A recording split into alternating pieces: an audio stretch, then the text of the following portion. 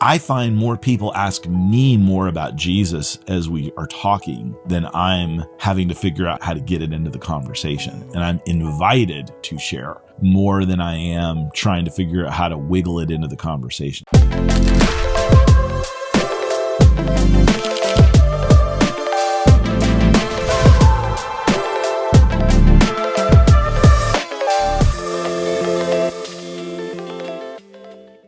Well, thank you for watching another episode of the Jude 3 Project podcast. As always, I'm your host, Lisa Fields, the founder of the Jude 3 Project, and I am so excited to have my friend Mark Matlock joining us today. Welcome, Mark. Hey, it's good to be with you, Lisa. It's good to have you joining us. For those who don't know who you are, just give us a little bit of background. Yeah, well, I started in youth ministry and did large Bible teaching conferences for teenagers, and then went on to lead an organization called Youth Specialties. Left there and became kind of a consultant to a lot of different national, international ministries. And I'm currently leading Urbana for InterVarsity. And I've written a couple books in my time for teenagers and adults, and the new one is Faith for the Curious, which I think we're going to talk a little bit about today. Yeah, and we met years ago with Kia. Kia connected us. I was in Dallas, and I remember us having lunch. So salads or something. Yeah. So that was a cool salad shop. I think it went out of business. Yes. So I don't think it survived COVID, but you know. So I've known you for a long time, and we have known each other. Yeah. A long time. So I'm excited to have you on the podcast to talk about faith for the curious. What made you want to write this book? You know, as I was doing research with Barna, so that was one of the projects, one of my clients is Barna. They give me a title of the senior fellow. Sounds very official. But I'm involved in a lot of the analysis and different things like that they do there. And I started noticing that there were about 80, 90 million Americans that kind of didn't fit maybe the profile of what we thought of when we thought of a non-Christian, an unchurched person. And I was curious about that. And so started poking around and realized that this was showing up in a lot of different projects we were doing. And I thought, I wonder if we could figure out what's going on with that group. Found out the group's quite a bit larger than that, actually. And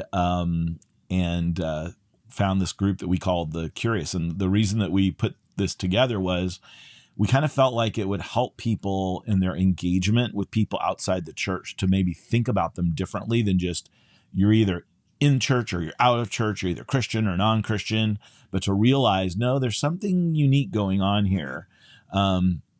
Those that are against, those who are outside the church are not necessarily against us, and they're not necessarily looking to have a fight with us or to argue with us. And so, I was talking to another friend of mine who's an apologist. And he says, "Are you telling me that apologetics is dead?" And I go, No. Still a huge need for apologetics. So you don't have to worry, Lisa, your job's safe. But maybe how we think about it and how we approach people is different. I think that's what I've loved about working with you, and you're disappointed with faith. It really speaks to what's going on in a moment, and the data just kind of reinforces that. There's something under the surface. It's not just an intellectual thing. And I think that's, I just really wanted people to feel confident in sharing their faith with others and to think outside the box. We as a church need to be more curious. I love that you said curious, because there's this thought amongst the next generation that people aren't excited as much about faith or don't want to hear about faith. But what the data I think is bearing out with Barna and your work, that people are spiritually open. Can you talk a little bit about that openness? Yeah. One of the things we found is a lot of times when we think about, like, St. Augustine talked about, the hole in our soul, right? That there's this void. And we think about it as, well, we plug that with truth about who Jesus is. And I started realizing as I was talking to these curious people that they weren't asking a lot of the big existential questions in life, like, why am I here? What is my purpose? You know, is there a God? Those weren't really the questions. Most people actually kind of believed there was something more out there. But what they were looking for is an upgrade. They were experiencing something in their life that was exciting to them, and they wanted more of it. And they saw spirituality as maybe the vehicle or the way that they get it. So it wasn't like they're open to Christianity per se, but spirituality, whether that's tarot card reading, getting involved in crystals, meditation, different kinds of exercise practices, mindfulness, all kinds of different paths that they're exploring. Because, and the way I look at it is, inside of this void that Augustine talks about is like a little broken piece of mirror that reflects God's image that sin destroyed. And that little shard of that mirror is trying to reflect part of God back. And we feel that, especially in the US, where we don't wake up every day fighting for our survival as much as people in other, where I spend most of my day just walking for water or something like that. And so I wake up and I have time to feel these things and experience them, but I want more of that. And it's kind of the higher part of Maslow's hierarchy of needs, that self-actualization. And so I think some of this is a result of living in a hyper-modern, kind of affluent culture. But people are like, boy, I experience justice. I want more of that. I experience creativity. I want more of that. I experience intimacy. I want more of that. I experience compassion. I want more of that. And so spirituality becomes a vehicle for doing that. But you and I both know, without Jesus, you're not going to fully experience that. So going into those conversations, that's a different way of looking at it. We have some common ground point where as I'm hearing a person talk or share what they're passionate about, I'm looking for the me too. And here's how Jesus helps me do that better, because that's the basis of connection. Yeah, I love that you're talking about the questions that our culture is asking at this time is different than, what classical apologetics, would dive into in particular. And I recently had a conversation. We're doing a big event at Florida A&M University for kicking our college tour at the end of February. I don't know when this will air, but we're recording it in February. But by the time it airs, this might have already happened. But we were talking to two of the students that are part of the planning committee for our event we're having there. And they were super excited. And I said, well, what are the challenges that you're seeing on your campus? And one of them said to me, everybody's depressed. Like, we're all looking for something to fill this void in our hearts. So he was like, everybody's depressed, and none of us handle suffering well. So if anything goes wrong, it throws us completely off, and we don't know how to rebound. That's interesting.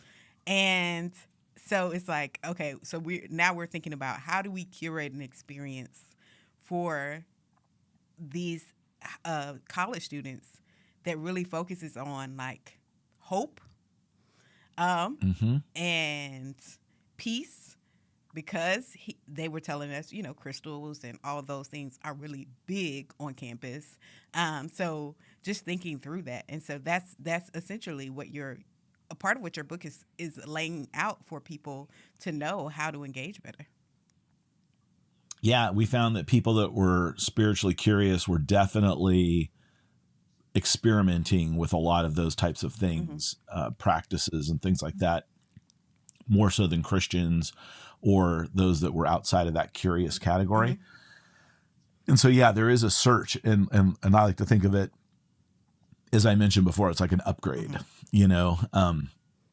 how do I go to a next level? It's interesting that they identify that they don't handle suffering well. Because we've gotten kind of soft as a culture and in general. And it's kind of like, I think, people who lived, 20, 30, 50 years ago probably look at us and, think we're kind of missing out on the good life by not taking advantage of it. But it's true. There is that feeling, and I think a lot of that depression and anxiety comes from not living on purpose. As we're putting Urbana together, which is a triennial missions conference has been going on since 1946 for college students. People have been saying like, well, is missions really in fashion with college students or whatever? And I'm kind of like, well, I don't know that it's about mission so much as it is about knowing your place in God's purpose and waking up every day knowing that you have a purpose. And just that in and of itself, can do a lot for your mental health. To understand, what God has for you each and every day. And, that's really cool. Yeah. I wish I could be at your event, and I hope it goes well or has gone well, depending on when this airs. Yeah. For those who feel like, there's a lot of talk around hopelessness for this generation. And I'm not talking about the generation feeling hopelessness, but adults feeling, or older adults feeling like Gen Z, Gen Alpha are kind of a lost cause. What advice would you have for them to reach? Because there's so many people, when I think about even the donor base of Jude 3 and the people who listen, so many people who give to Jude 3 and who listen outside of our target audience are parents that are just hurting because their children have walked away from the faith. And they're like, I want to support something that'll help. I know these are the questions that my kids are asking me, and I don't know how to answer. And so there's like this hopelessness that parents are feeling because their kids no longer want to be a part of the faith that they hold so dear. What encouragement would you have for those who are listening? Well, I have a 27-year-old and a 26-year-old, so I'm kind of in that zone of parenting a generation that's asking those questions. And my kids haven't walked away from the faith, but they've definitely pushed back in ways that I definitely did not when I was their age. And so that's thrown me a little bit. But I also, and I talk about this in Faith for the Curious, actually, because one of the things that we did, we used something called a need for closure scale, which basically kind of is a measure of how comfortable am I with ambiguity, uncertainty, things being messy. And the church actually had a pretty significant higher need for closure than those that are spiritually curious. So if we live in an environment and a culture in our churches that has a high need for closure, there's nothing wrong with having a high need for closure, by the way. It's not like one's good and one's bad. But if we're all hanging together because we have a high need for closure, that means we're not going to handle questions really well. We're going to give really short, specific answers that we think should seal it up. We're going to move really quickly to like answer things and get rid of the ambiguity that's out there. And so I think that's why we see a lot of this deconstruction going on is we have young people who are asking some really good questions. There are a lot of things that are shifting around in our world. There's a lot of infusion of faith and culture and country and politics and all of these things that are raising a lot of questions. And if we aren't comfortable with that in our communities of faith, in our faith families, then they're going to go, wow, I'm not getting the answers that I need. I got to go find that. And they're going to go outside the church. I, as a parent, as a church leader, would rather have somebody questioning their faith do that in the context of Christian community. And so that means I have to be okay with some discomfort with them asking questions for a long period of time. When I was a kid, I had a little sign on my wall that said, God said it, I believe it, that settles it.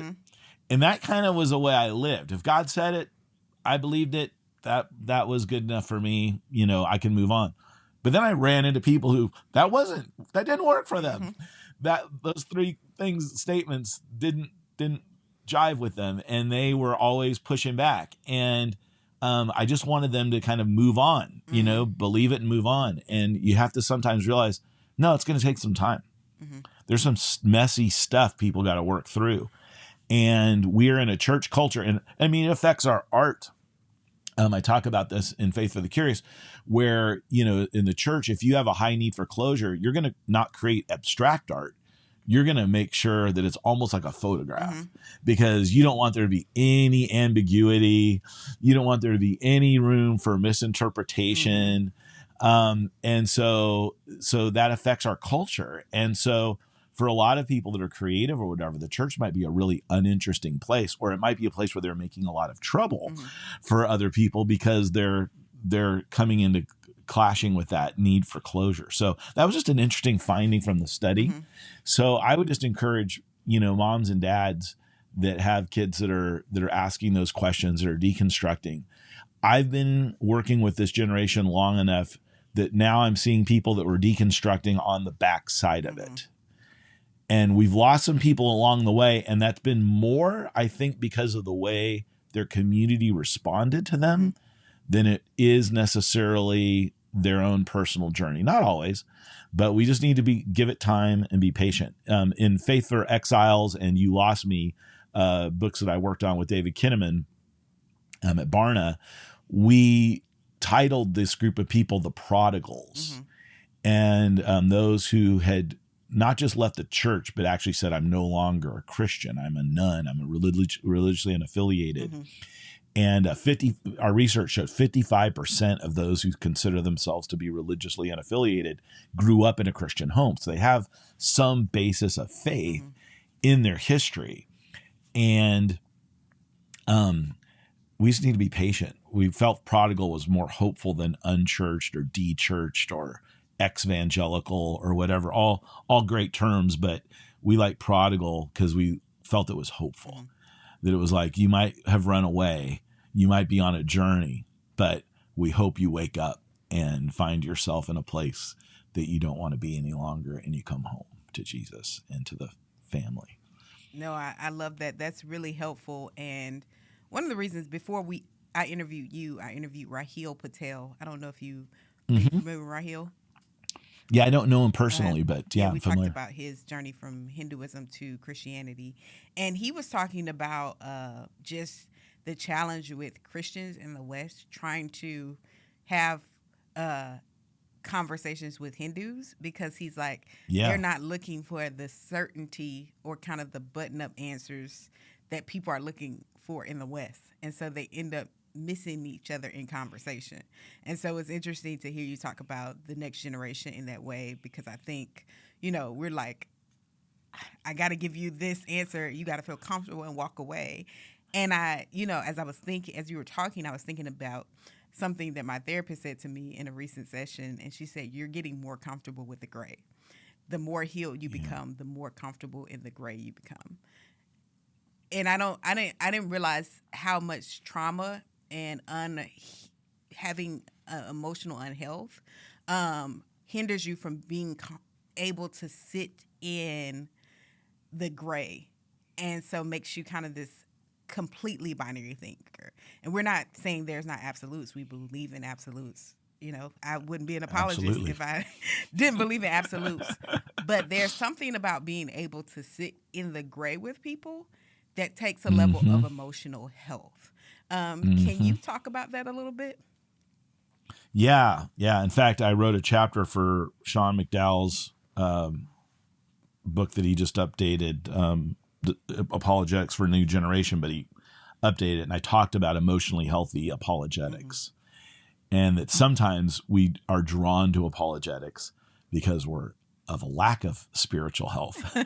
And that we can weaponize apologetics rather than really being able to connect with people, emotionally. And a lot of it is being able to sit with that tension.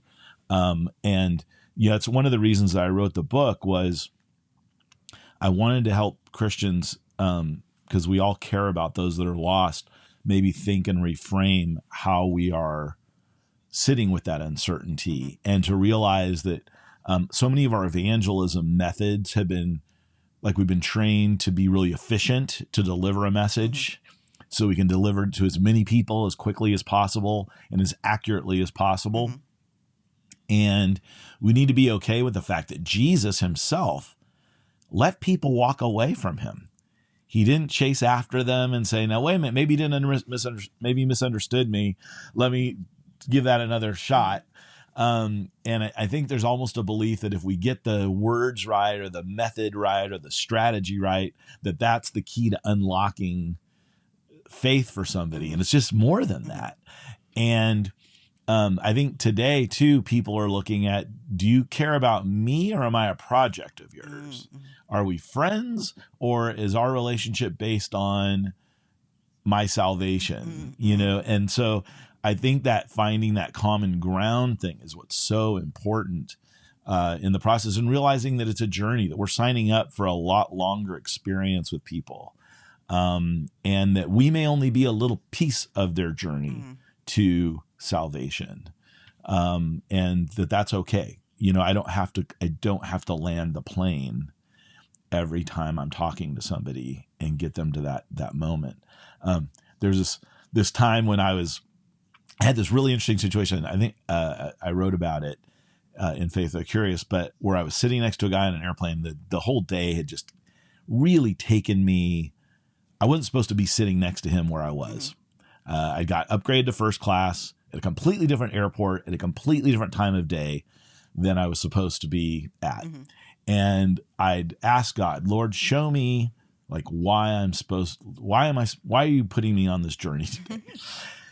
And I'm sitting next to this guy and we just get into this conversation that leads into a spiritual conversation. And you could tell when I told the guy that I was a minister and all that he got a little bit like, oh, great, you know, but we got into some really deep stuff. And the whole time I'm like in my head going, should I like say, hey, you know, if you died right now, do you know where you would go? You know, I was like trying to figure out how to like close the deal. And he just, you know, as we're getting close to landing, he just goes, Mark, this has been really great getting to know you. Thank you for not trying to convert me. He goes, when I heard you were a pastor and you started visiting with me, I thought, oh boy, this guy's going to try and like convert me. And I go, thank you for not doing that. I go, man, I am so glad you said that. I said, because I actually started my day in a different airport, leaving at a different time. And I was nice to this person. They upgraded me. And I'm sitting next to you. And I thought to myself, maybe I'm here to tell you about Jesus. And I've been wrestling with whether to do that or not. And I go, so you let me know I did the right thing. And then he goes, well, if you were going to try to convert me, what would that look like? You know? And so he actually invited me. And so I found that when we are really curious about people, that curious calls to curious. So if I'm genuinely curious about another person, they will be curious about me. And we will get to talk. And at some point it will come up. Faith will come up. If we're really living in our faith, it will come up.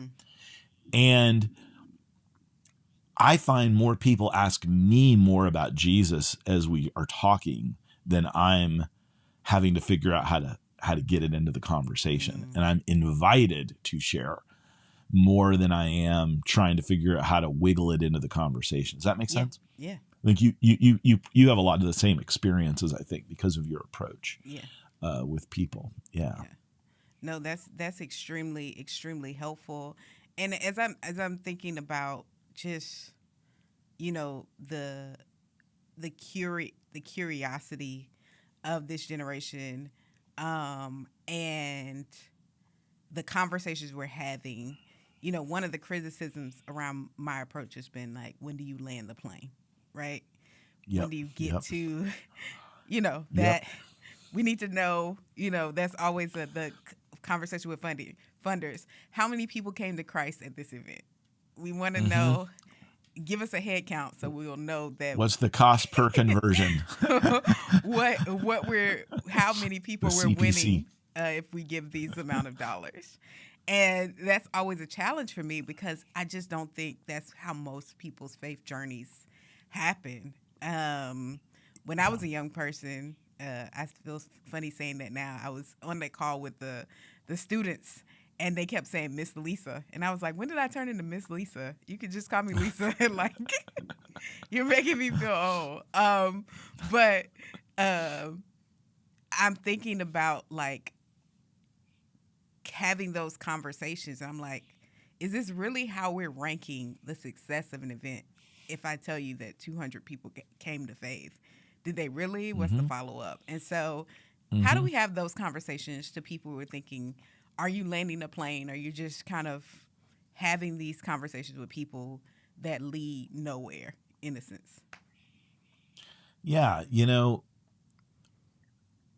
so I used to run these big conferences with teenagers, and we always had a moment at the end where we kind of put that decision in front of them. And, but we had a whole weekend with them where we were really going deep in the Word of God, and then, giving them an opportunity to respond. And it was not a lot of work to do that, because by that time they knew. Mm-hmm.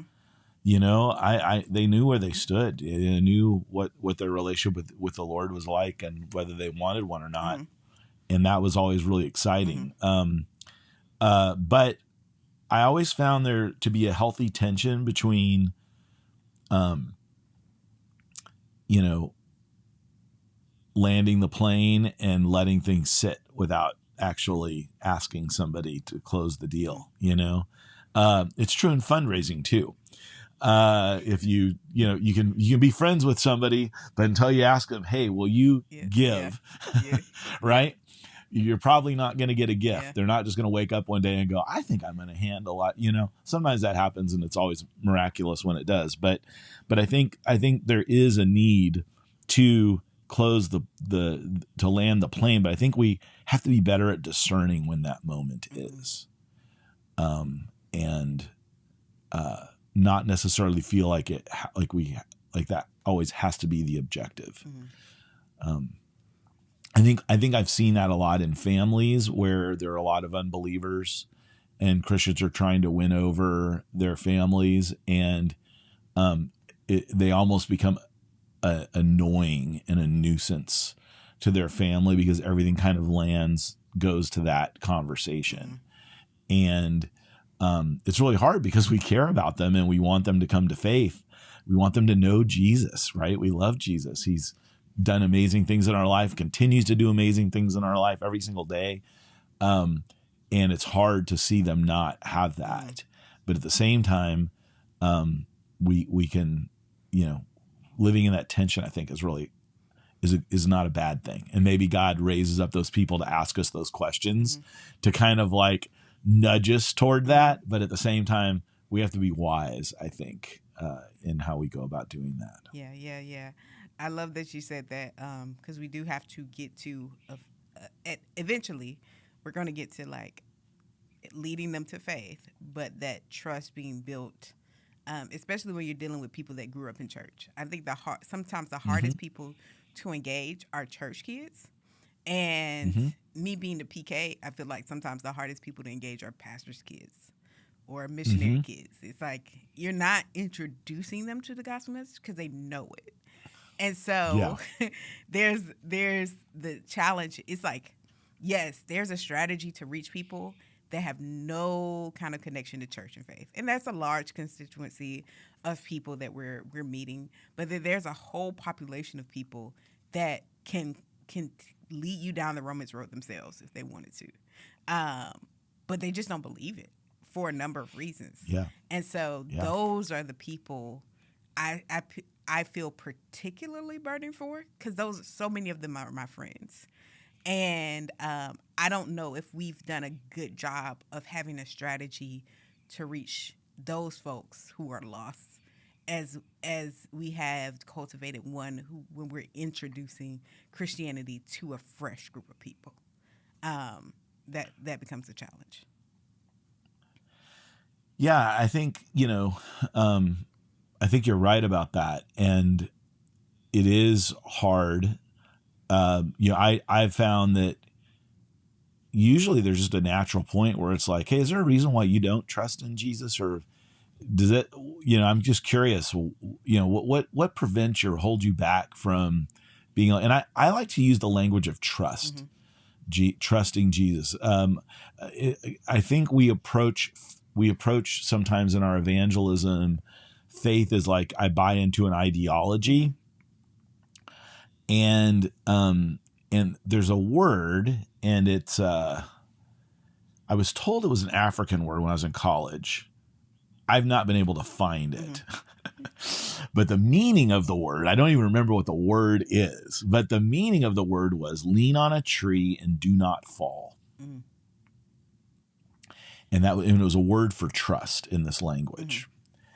And so I literally, just that feeling, can you feel it in your body, Lisa, when like just leaning on a tree and knowing this thing isn't falling over. This is a strong tree, and that you put your weight into it. And I think as Christians, that's what we need to do, is we need to learn how to put our weight into Jesus every day. It's not about getting the message right. It's not about living more perfectly. It's just showing that, you know what? I don't stand on my 2 feet. I'm leaning into Jesus. And I think sometimes when we share our faith, we're not helping people do that. Are you leaning into Jesus for your hope, for your trust, for your whatever, that's what this is. And I think that's a harder thing to share with people outside of a pre-existing relationship. But it's a beautiful thing for people to understand. I'm not trying to live according to a code. I'm not trying to become a more moral person. I'm trusting Jesus. I'm leaning on a tree that will not fall. And I think, I think we have to think about Jesus, introducing him relationally. One of the things I've loved about the your truth, my truth culture is when I talk about my relationship with Jesus and trusting him, there's not a lot they can say. They can't deny that. It's like, well, that's your truth. That's Yep, yeah. it is. Yeah. You know what I mean? And then now I have to go, but wait a minute, that's different than what I thought I was going to be pushing back on, And so I think we need to be experiencing Jesus. In Faith for Exiles, David and I wrote about this research that we did on why young people were staying in church. And one of those things was that they'd had a real experience of Jesus, and they were able to get through all this religious clutter that we have in our churches and experience him. But what I'm realizing is that as I talk to a lot of Christians, they haven't really had an experience with Jesus. They aren't leaning into him that way. And so they are sharing an idea or a moral code or a set of behaviors or practices. And I think we all need to look deep in our heart and go, man, do I have a relationship with God? Do I have that? And I think it's a real critical thing in this whole process. Yeah, it's funny that you said that. So a couple weeks ago, I was on a popular secular podcast, and they've called Hardly Initiated. And they started off as a relationship secular podcast, always going viral, all of this. And they saw our Unspoken documentary. So the guys didn't grow up in church, and it really answered a lot of questions for them.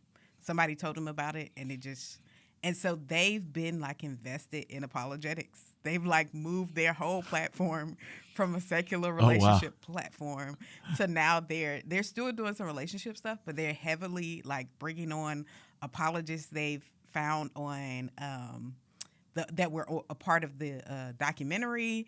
They're having conversations with other apologists. They've just been introduced to a whole new world, and they're just excited about it. And so they had me on their show, and then they did this kind of live Q&A where they bring people on. I was in the studio with them, but then they bring people, guests, via Zoom.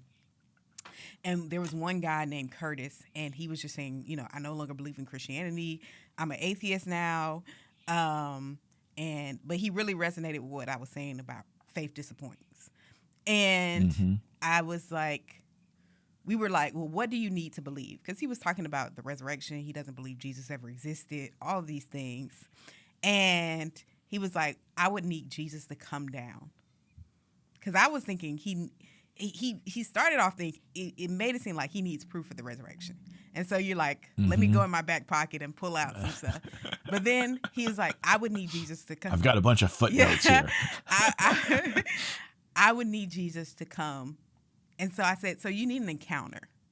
Like, you don't need me to give you a whole bunch of facts about the resurrection. You need an encounter with Jesus. And it made me think about Thomas. Until I Mm-hmm. see the nails, I won't Mm-hmm. believe. And so I love the fact Mm-hmm. that not whatever our doubts are, is able to meet us in our doubts. And it just made me think about, we had Cheryl Sanders on, and she was saying that she was reading slave narratives from the 1920s and 1930s for her dissertation. And they would have to give an apologetic, the slaves, for why they were Christians when their enslavers were also Christians. And they would often say, because I met Jesus. Like, that was their Wow. Yeah. apologetic. I met Yeah. Jesus. And I wrote about all of this, what I'm communicating, in my last chapter of my book, When Faith Disappoints. The last chapter is Jesus is the real hero. And Mm-hmm. I mean, not When Faith Disappoints, When Heroes Fall.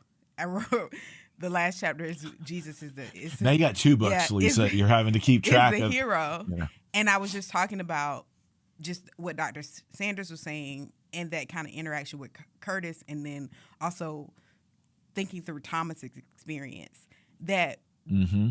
we're living in a generation where people need to encounter Jesus in a real way, and Mm-hmm. that encounter will answer so many of their questions that they're experiencing. And it makes it very difficult to walk away from Jesus when you've had a real encounter with Jesus. Right. Right. I mean, you know, I have a secular apologist who interacts with me, who's, you know, his goal is to deconvert people. and I'm like, I can't, you know, I can't deny God because he's real. Like, you know what I mean? Like, it'd be like saying my wife isn't real. And I was like, well, but she's right here, you know? And so it's just, yeah. But I am realizing that a lot of people don't have that practice of being with Jesus.